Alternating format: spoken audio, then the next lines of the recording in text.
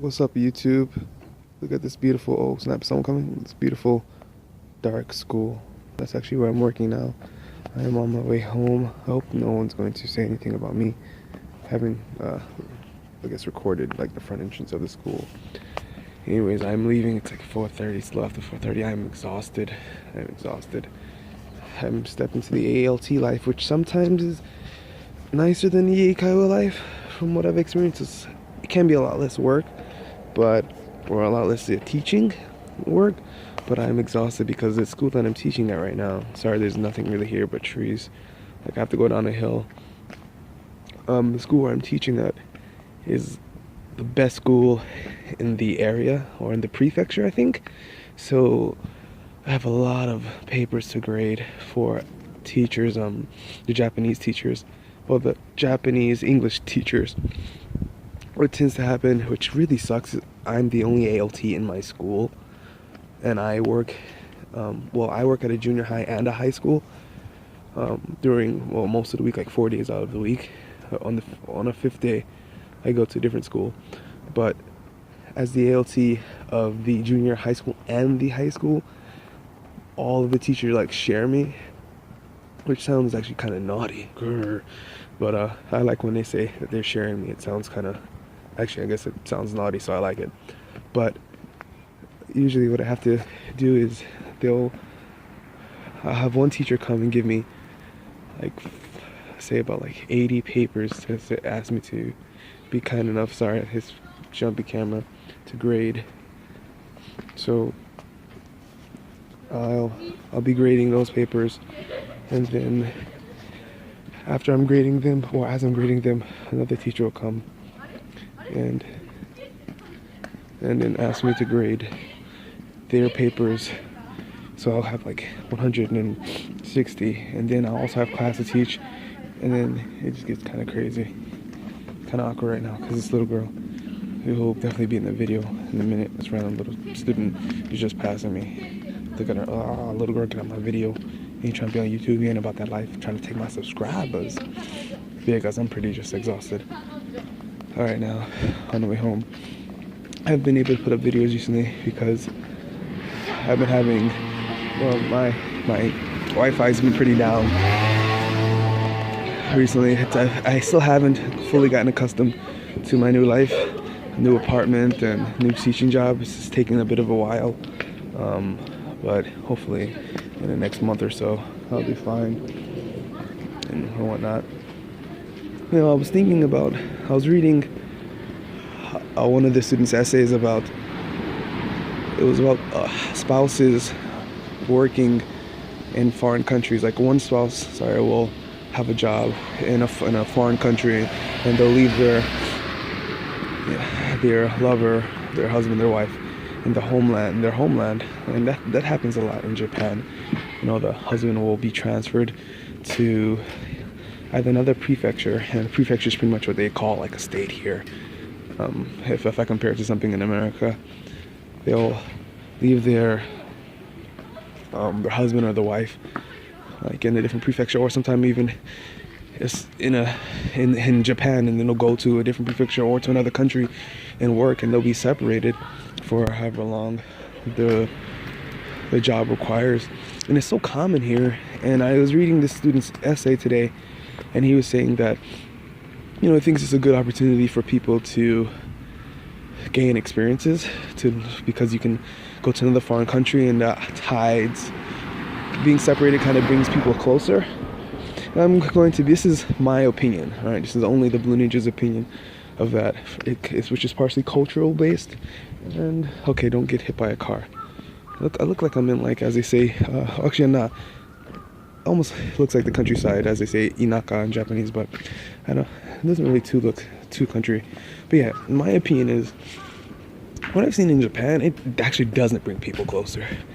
In my opinion, I think Japanese families can be pretty close, and they definitely do a lot of activities together and go to each other's events.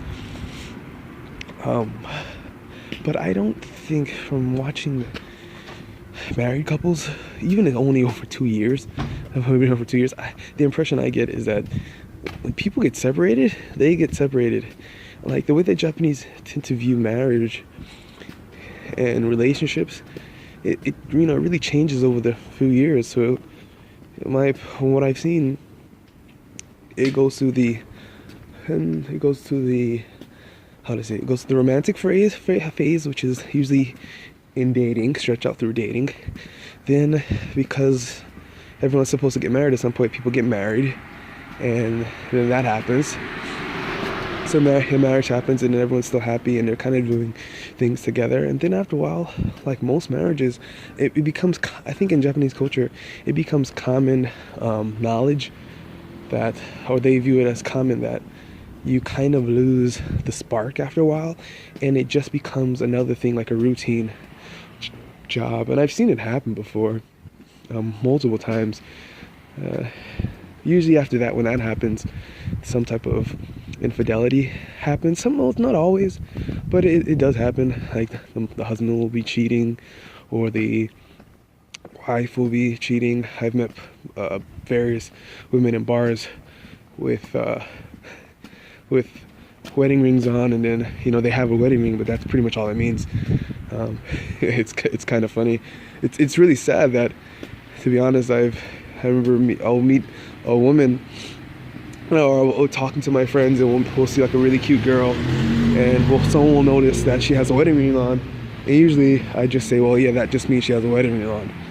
It doesn't really mean anything, and that's not me saying I'm encouraging anyone to cheat or to mess around with a married person. I'm literally saying that it depends on the people here. I think a lot more people than what I've noticed in the States cheat.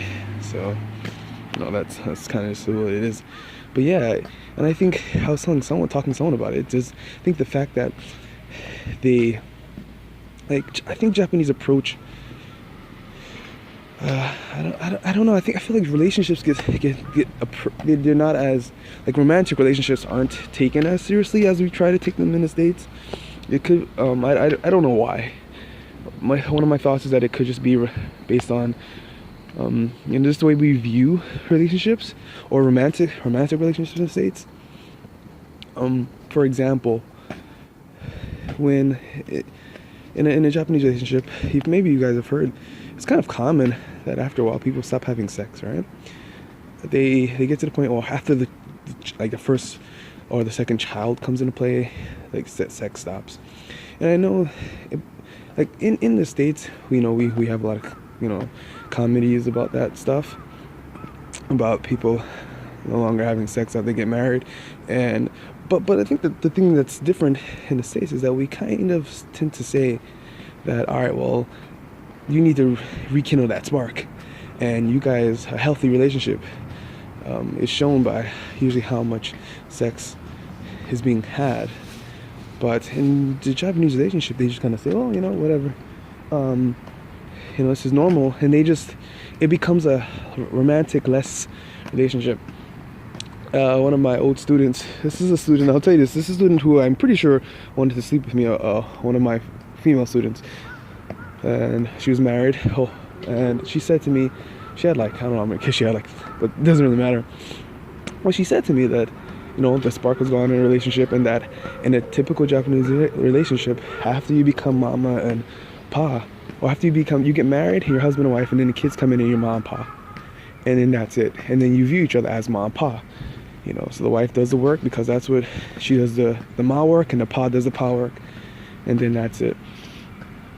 And they lose relationship. I remember she said to me that if her husband cheated, she wouldn't even be mad. She'd be happy for him because he found someone that makes him happy.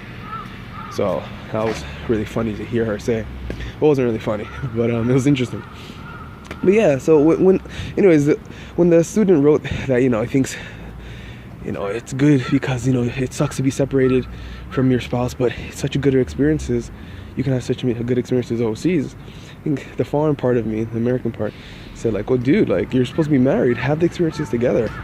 What's the point of stepping into a relationship where you're supposed to be one, or however you view it, partners together, and then you leave? It doesn't really make sense to me. I've seen it happen a lot, and it kind of really hurts me that people like I feel hurt when I read those things, because I think people are kind of setting themselves up for failure, in all honesty. But it seems to be the Japanese life, from what I've seen. And it's not in every situation, but it's pretty common that Japanese people separate. And it's, I don't know, it just seems like when you place a work in a relationship, like together, we put work here, you put a relationship here, a romantic relationship.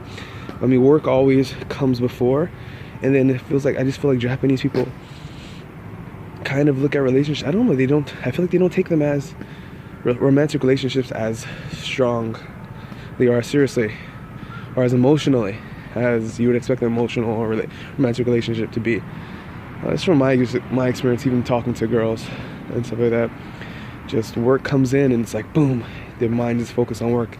Whereas I think when we get into relationships in the States, we're like, yo, we try to balance them both equally. Well, not equally, but decently enough and stuff like that. So anyways, there's some thoughts. The video is way too long already. I will catch you guys. It's the Blue Ninja, and yep, I'm out.